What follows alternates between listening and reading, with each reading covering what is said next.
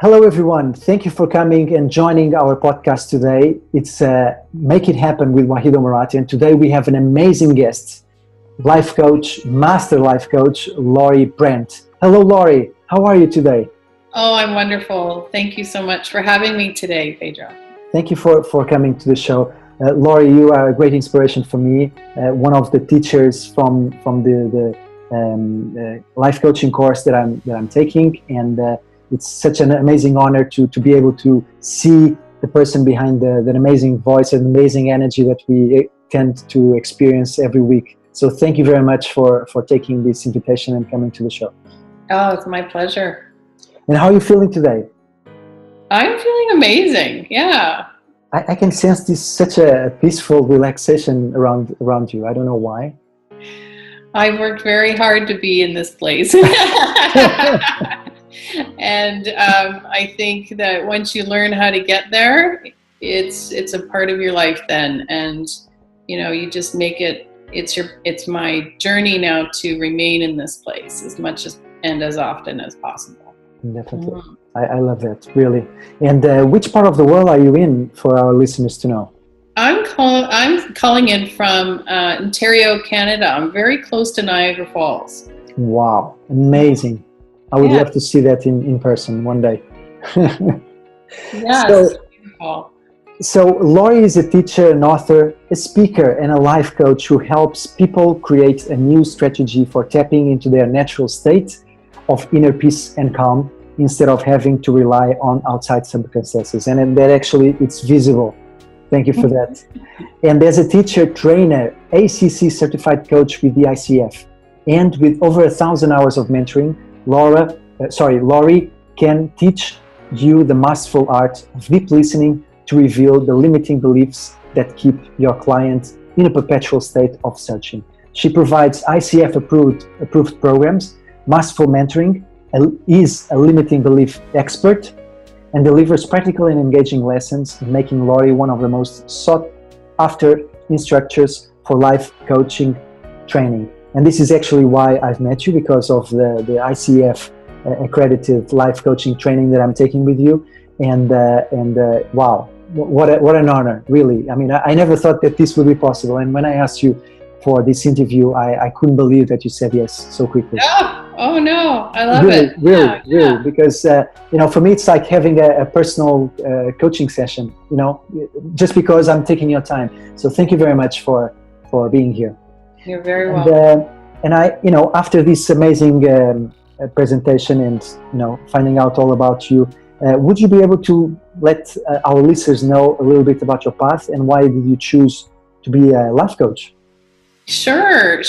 And it's probably not what you would expect. I never really sought out to be a life coach. I actually had been going through a very difficult divorce, and it was basically part of the journey of looking for another way of moving through life, because the way I was doing it just wasn't working. And I felt that life coaching met a couple of desires within me. I wanted to help people. I understood that to learn to life coach would develop my listening. And I was really desiring to be there for my children during this difficult time too. And I felt that if I could learn to be a good listener, then I could hear my children and be able to, see if they needed anything, and also deal with an ex-husband. Because if I felt that if I could listen deeply and hear him, then our communication would open up. So that's what really kind of got me involved in taking the actual course to become a life coach. And then it just went crazy after that, because I just felt on fire, and it felt like it just opened up to me, and I began to really deeply explore metaphysics. I started a metaphysical nonprofit, and in my community I was doing podcasts at the time. I went to the 9-day school to work with Byron Katie, amongst other workshops with her and Deepak Chopra. And it was just like one thing after, I just couldn't get enough, because I knew that I had been asking for a different way to move through life, and it was actually coming to me. And all these teachers and resources just kind of flooded into my life. And through that process, then my life coaching began to deepen. And I started to recognize that the same limiting beliefs that I needed to work through were the same limiting beliefs that everyone else is working through. Exactly. And I really felt that ultimately our natural state is to be calm and peaceful and happy. And when I say happy, I don't mean like happy. I mean happy in a joyful, serene way. And it's my belief that that is our natural state, and it's only our thinking that keeps us separate from that. Exactly. Wow. I mean, very inspiring, to be honest. And so do you feel that perhaps the struggles in life led you to want a change in your life that led you to actually want to work by creating the support for other people also to change? Oh, absolutely. I think that the greatest gifts were my biggest challenges. I, as a child, I lost both my parents before I was 18. Oh, and I'm so sorry. I was diagnosed with muscular dystrophy at 20. And, you know, it wasn't too long after that, after the birth of my children, that I had to leave my teaching job. I was an elementary school teacher. And it just felt that I was, you know, constantly in this place of being knocked down, bottoming out, and then struggling to get back to that happy place, but also almost anticipating the next shoe to drop. And then it would. And then I would again go down, and I would fight to be happy again. And I thought I was doing a really good job, like, wow, look how strong I am, and look how courageous I am. You know, I'm just bouncing back after all these struggles. Which is true. But I really wasn't doing that, though.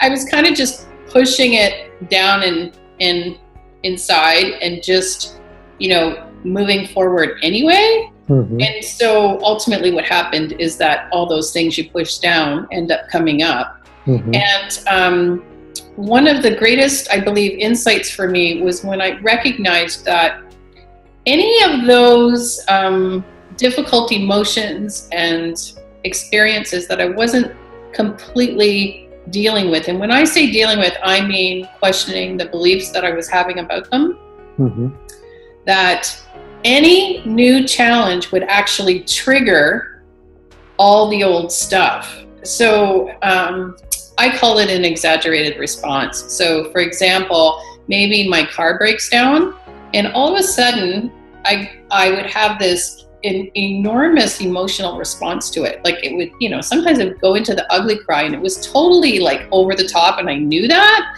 and I couldn't quite figure out, like, you know, what is that? And what I learned is that in present day, if I have an experience, if I, let's say in that example, I felt like poor me, like felt like a victim. And any other time in my life where I felt like a victim, it would trigger that and all the beliefs attached to the past events of being victimized, and all the emotions of each experience where I felt victimized. So I wasn't just dealing with my car breaking down. Exactly. I wasn't consciously dealing with all this other stuff. And so I just, as soon as I recognized that, I started to question all those beliefs that I had about being a victim, which, and all the ones that were connected to it. And eventually what I found is that those limiting beliefs let go of me. And then I could start just seeing present day experiences, challenging or not challenging, just as they are, and not through the lens of the past. Do you think that's also because, you know, one of my passions is neuroscience, and do you think that's totally in alignment with the pathways of the brain, sort of speaking, that there is this, path that goes from the car breaking down to the exponential negative circle that leads to that sort of path that leads basically to that sort of, total exhaustion of your feelings and emotions. Absolutely. Well, that's the neurological explanation. And for me, what I use is, I call it my filing cabinet. It's my unconscious filing cabinet. Mm-hmm. And since I was born until now, I have been building that filing cabinet up with experiences and belief systems and emotions that are attached to them. Mm-hmm. And like the brain, the filing cabinet likes things to belong. Right? So I don't want to have individual files for absolutely everything. So what happens is that unconsciously what I'll do is I'll start grouping things together. Mm-hmm. And so it's like, I kind of explain it. If you've ever played with Play-Doh when you're little, mm-hmm. and if you take it outside and it gets like gravel in it and grass, mm-hmm. and it's hard to see the Play-Doh, well, that's what I feel like limiting beliefs are like that. Mm-hmm. And that eventually they're so mucked up that you might have this general belief like, it doesn't matter what I do. And it seems really simple and just question it and move through it. But the thing is, it's like that Play-Doh. It doesn't matter what I do. It probably has thousands of examples in my lifetime to support it and keep it in place. Mm-hmm. So I not only have to question the belief that it doesn't matter what I do, I also have to question all the other beliefs that it got attached to it. Exactly. And that's where I think people get frustrated. We can do positive affirmations all day long, but if you've got that kind of limiting belief Play-Doh working in the background, mm-hmm. it's going to always be more powerful in your life because it's so emotionally charged.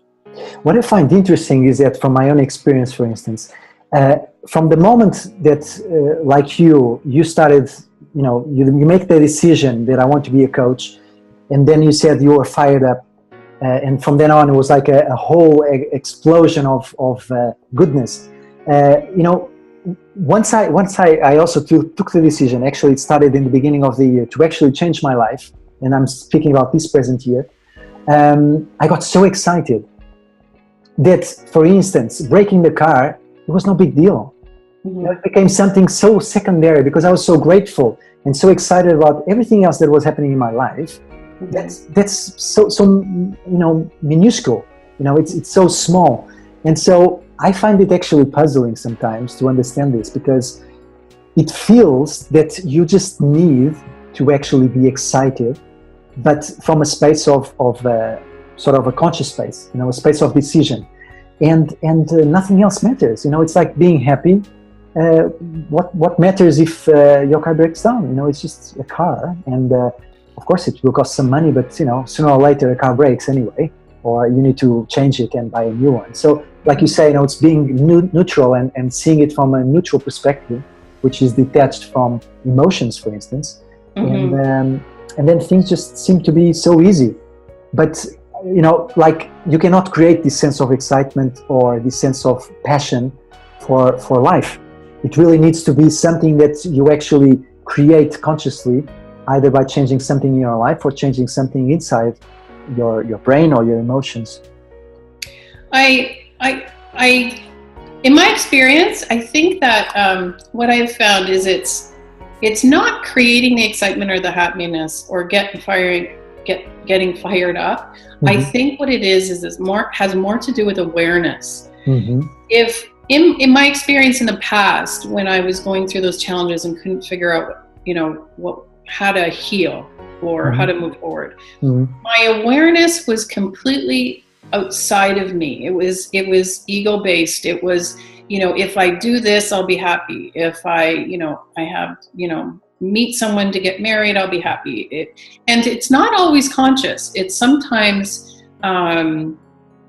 we're just doing what we've been taught to do. For example, lots of people have, get a government job. So, or, go to school so that you'll be more secure and you'll be able to invest in your retirement. And, all these general beliefs can be limiting if we operate our life from that automatic place of the ego. Mm-hmm. So I learned that when I drew my awareness inward and connected with my true self, to me, that's the excitement you're talking about. Sorry. Because when you're in alignment, you open yourself up to the infinite possibilities and solutions that are there, that are always there, but you can perceive them and you can hear them. And all those things that are in alignment with you become apparent. But when our awareness is on the outside circumstances, then we close ourselves off to that wisdom. Mm-hmm. And so I believe that when people are fired up, it's because their awareness has been drawn back inward. Mm-hmm. And that's where that comes from. Mm-hmm. Mm-hmm. Actually, I hear that a lot, which is something that I've been hearing actually from the times that I've spent with spiritual teachers and in the spiritual realm, which is, happiness doesn't really ultimately depend on the outside circumstances or the achievements on the outside. It really depends on the inner, inner fulfillment, so speaking.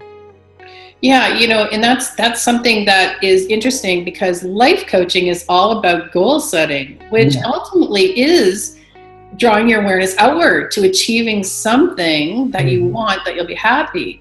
And that's where I feel my journey has been so interesting, is that I feel like I'm beginning to understand the melding of the two, and that you can certainly plan and you can certainly set goals for yourself and move towards them. But more crucial is the question, what is it that you want to feel once you achieve what it is that you're working towards? Because I believe that piece is what draws attention to what's keeping them from what it is that they want most, and that's that interconnection with their true self, and that's that peace, calm, and happiness. Mm-hmm. Because that peace, calm, and happiness is who they are, and there's nothing outside of them that will bring them that feeling. But if we can help people connect with that naturally, then whether they achieve their goal or not will really not be the key to them feeling that peace, calm, and joy. Does that make sense? Yeah, it makes total sense, because in the end, for me, you say that goals, coaching is about goal setting or achieving something in life. But what I've been finding, not only from your classes, but from other things that I'm doing, it goes to the point that you were referring to about self-awareness, which is, why are you doing what you're doing, first of all? And what are you planning to achieve? Not the physical, but not the material, but inside. What are you planning? So, in the actual fact, what don't you have now inside that you think you will have once you achieve that outer circumstance? Yeah, mm-hmm. And it's fascinating, because when you make that connection, when you're able to identify that your natural state is what you're looking for, and it brings presence to your day-to-day life, which ultimately keeps you from operating from your unconscious, which is where the ego wants you to live your life from. And it's incredibly empowering, because you start to see that any moment that you're not feeling peace, calm, and happiness, in that moment, I absolutely know what to do in order to connect with that again, because it has nothing to do with what's going on inside of me, or who's in my life, or what job I'm doing, or it has to do with my alignment and nothing else. Yeah. And so that's cool, because then I just need me. Exactly. Yeah. Definitely. So in your perspective, I don't know if there is like one moment in time that life coaching started showing up in today's world, or coined as something called life coaching. But in your perspective, when did life coaching actually started? And in your opinion, what is the need for someone to get a life coach, for instance? It's my understanding that life coaching really kind of started in the 80s, and I'm not quite sure, who started it, who made it popular, probably Tony Robbins, and people like himself that made it get out into the mainstream. But for me, I think the key, life coaching works for people who want to do something different. And anyone who wants to move forward. There is a very powerful difference between therapy and coaching. Mm-hmm. And therapy is about working through events of the past. And coaching is really about identifying what it is that you're wanting, where are you now, and what do you need to do to move forward. And for me, there's an added piece. There's that piece of the blocker barriers that keep you from feeling that peace, calm, and joy that you're looking for. And although limiting beliefs are tied to the past, exploring limiting beliefs has less to do with having a client go through what happened to them and get into the story of that. And instead identifying that the strategies that they started to develop because of a belief that they learned was true when they were younger or in their past. Mm-hmm. And what starts to become apparent is that strategy may very well have served them and worked for them when they were 3, 8, 15, whenever, but it may no longer be serving them now.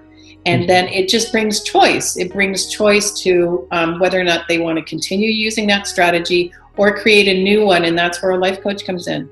Mm-hmm.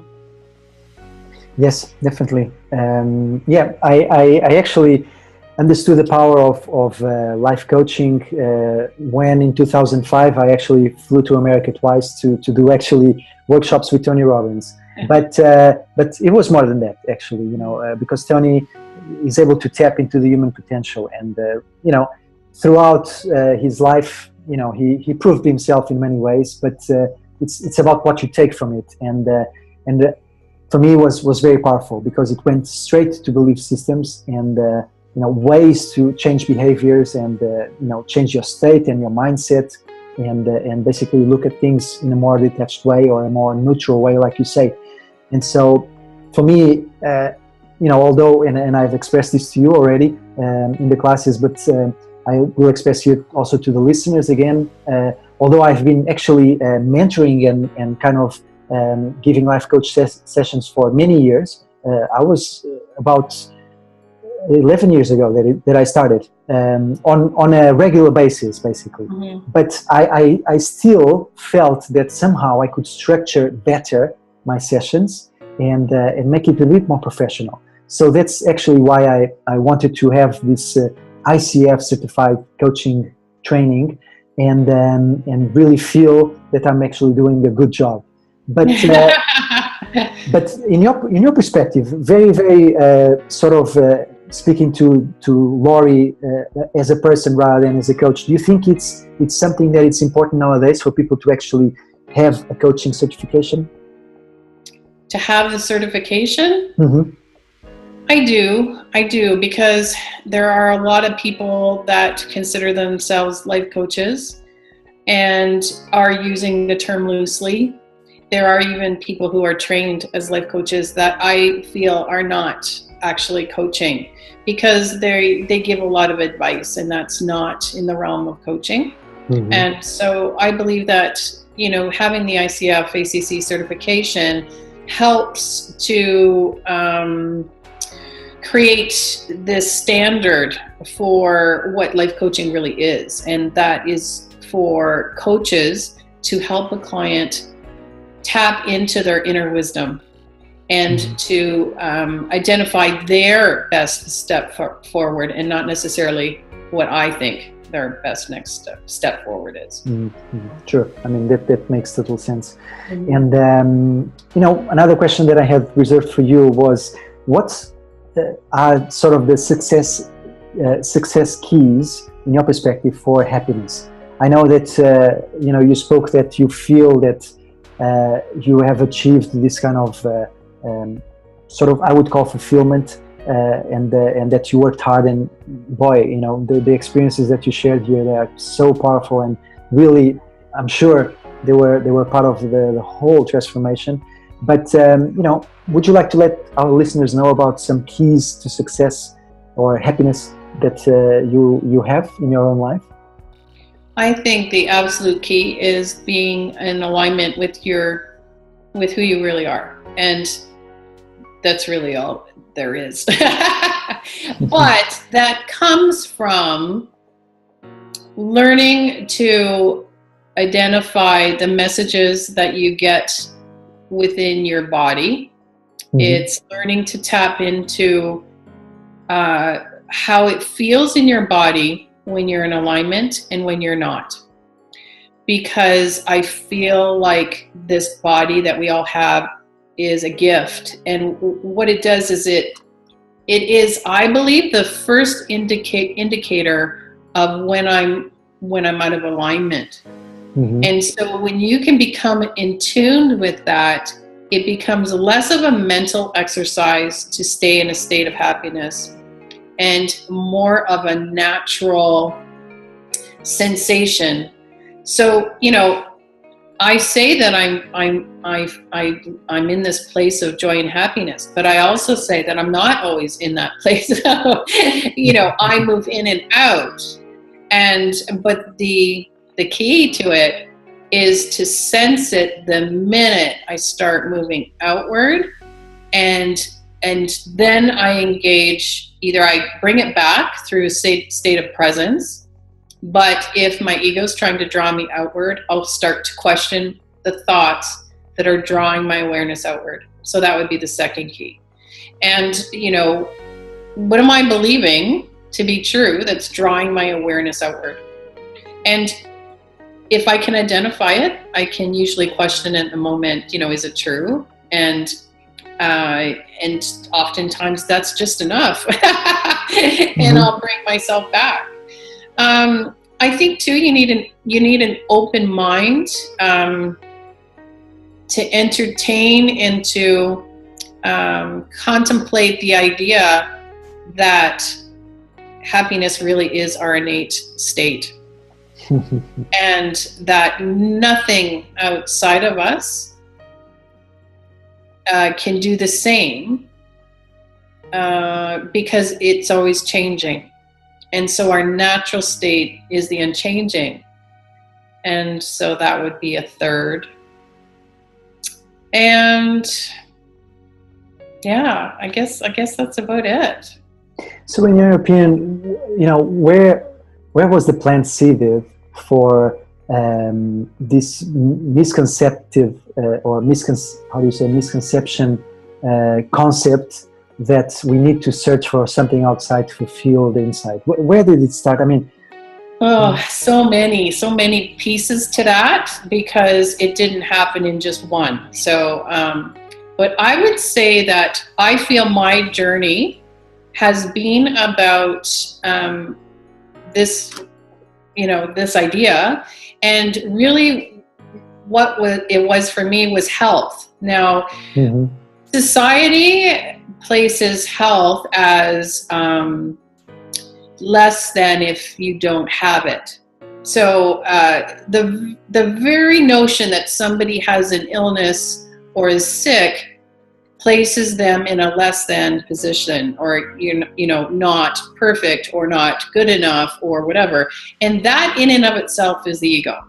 So it's judging perfection as not being perfect. So that is number one. Number two, me getting involved with metaphysics, because even the people who have been in this field for many, many years will say you created your disease, or it's dis-ease, or your thinking created this, or so. In other words, okay, so here I am. I'm on this metaphysical path to wholeness, wellness, connection, and yet the very people that were teaching me were telling me I was less than. And I kept thinking, this doesn't make sense. Like, how can we perceive the world as, whatever term you want to use, if reality is God, then God is perfect, then how can anything in reality be less than perfect?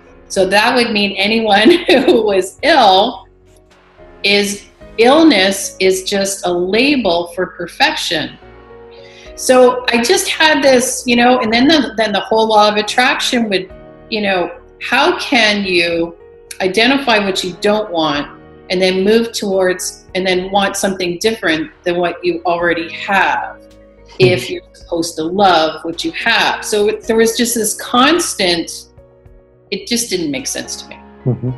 And I did my master's in metaphysics, and I did my paper on the law of attraction and how and this very concept. And so I started to see how this was operating in my life. And as I grew and moved inward more often, I started to see that my motivation to connection, the intention was to heal physically. So that wasn't in alignment with my true self, because that's something the ego wanted, because it comes from a place of seeing myself as less than and needing to be different. And so each time I would work and on this, my inner self, and questioning my beliefs, and then the muscular dystrophy, its pattern is to go through a state of deterioration. So then the minute I would get weaker, I would collapse again, and and it was the same thing I'd been doing since childhood. I was masking it as being in alignment, but I really wasn't. I was just doing it in another way. I was masking it with my spiritual teachings of wanting my outside to change in order to feel better inside. So gradually, I started to identify when I was doing that. What's my intention? Why am I doing what I'm doing right now? And, am I doing it for the sake of being present in an alignment and because it seems like a loving thing to do? Or am I doing it to get something? And when I started to really connect with the difference in that feeling, and this is where the body comes in, then I knew that I started to live life from a place, am I loving? Is this feel connection to this loving space of doing this because that's in alignment with that, or not?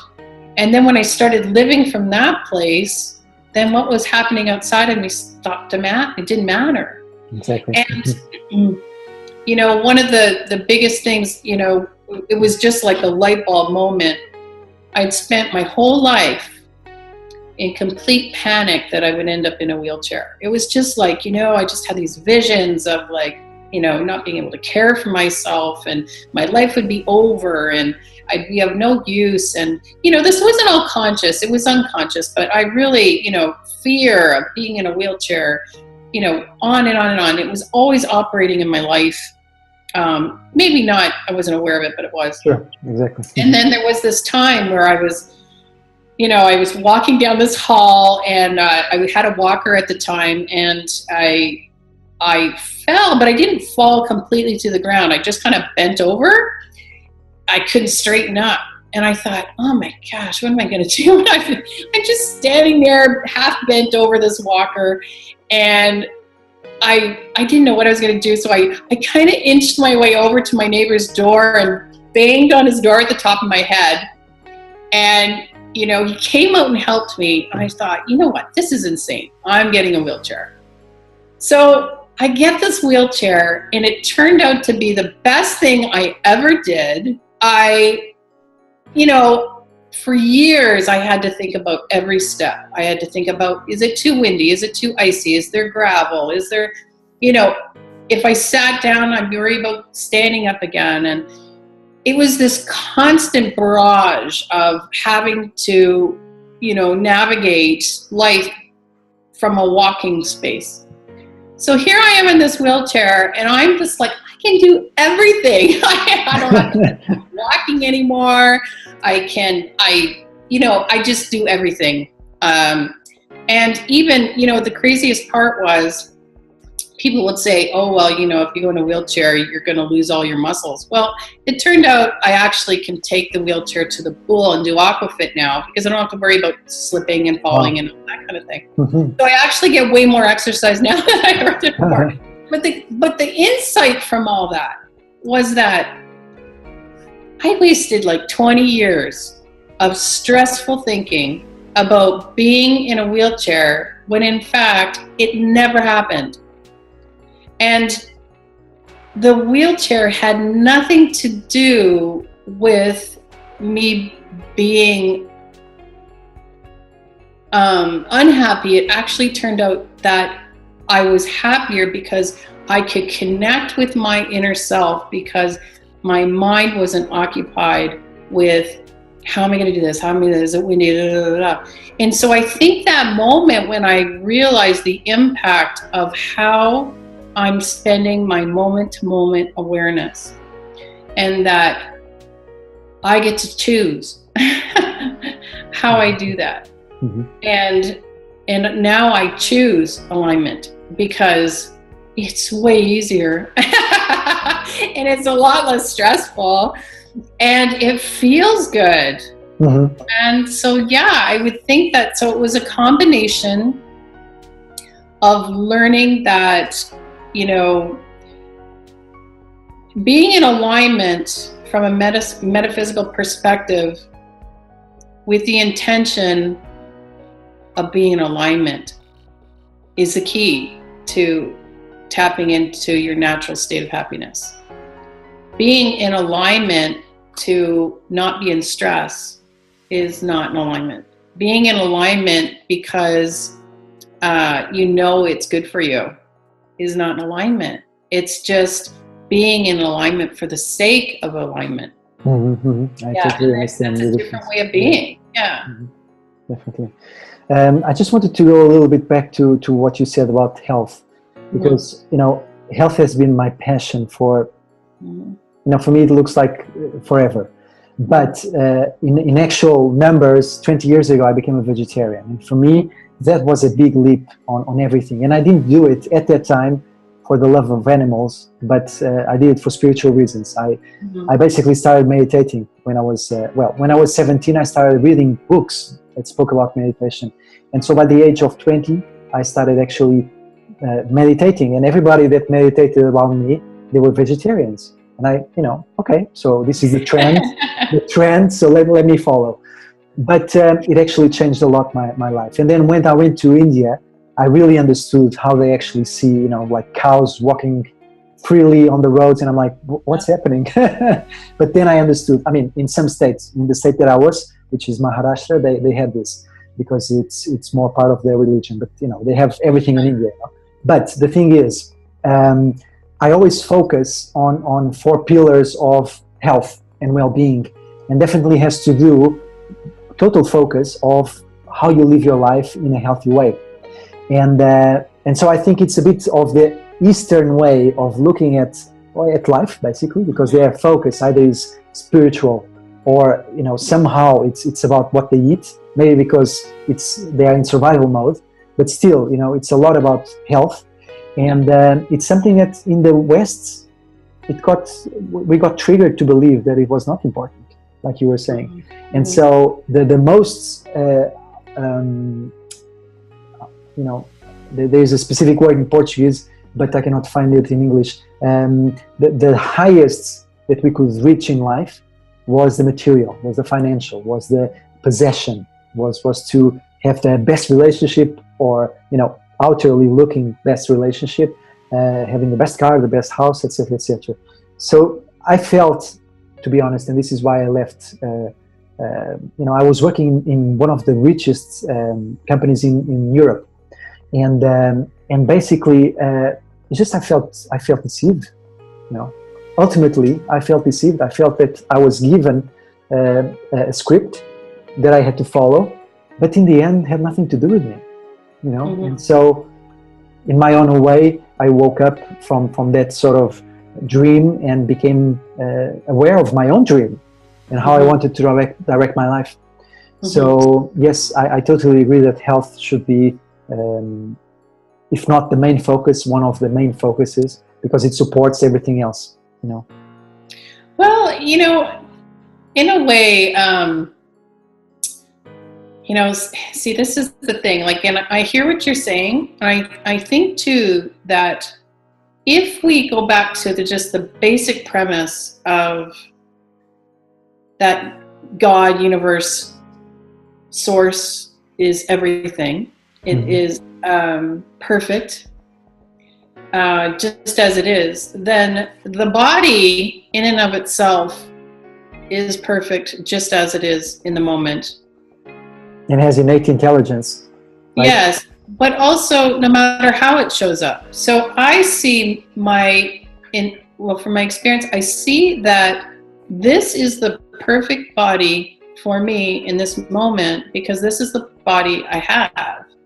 Definitely. And the disconnect is when, if I start thinking that I need my body to be different than what it is, then that draws my awareness outward. However, the health part for me, again, is alignment. It is recognizing that when I'm going to eat or if I'm going to do anything, is it in alignment with me in the moment? So, you know, for you, it sounds like eating vegetarian felt like a complete alignment decision in that moment.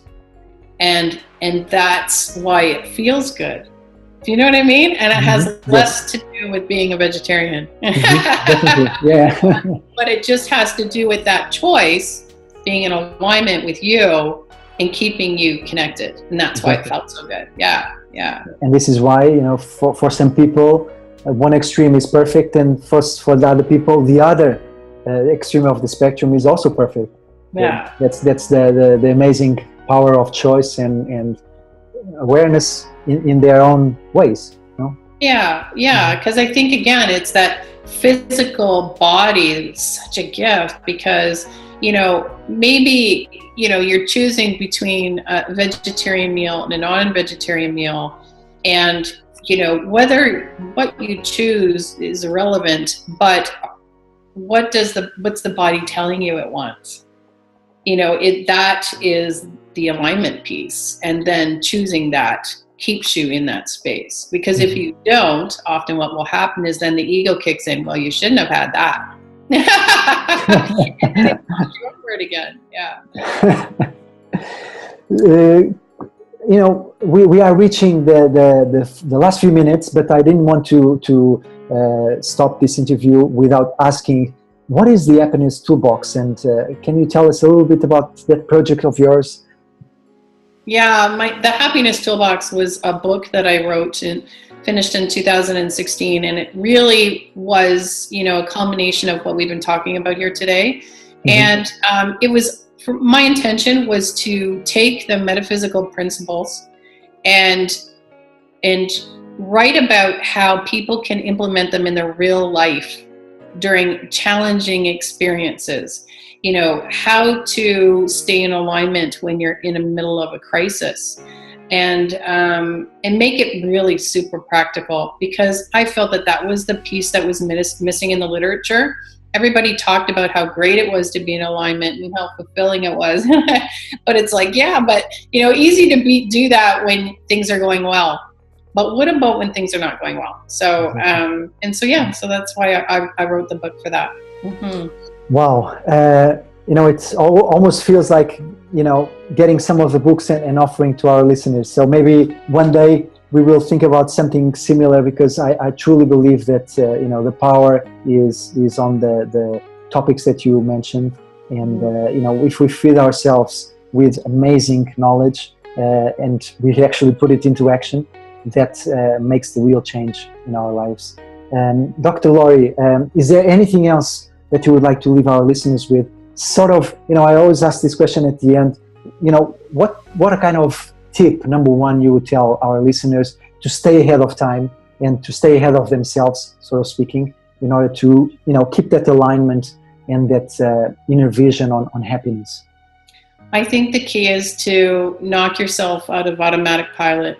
I think too many people are living their lives just going through the motions, and that they're not really tuned in and therefore not turned on. And I just think that's the key, is interrupting that. And that's what life coaches do, like yourself, is they help interrupt that automatic flow. We are too much robotic. Yes. Yeah. We need to change the chips. Yeah. Definitely. Dr. Lori, it was a pleasure.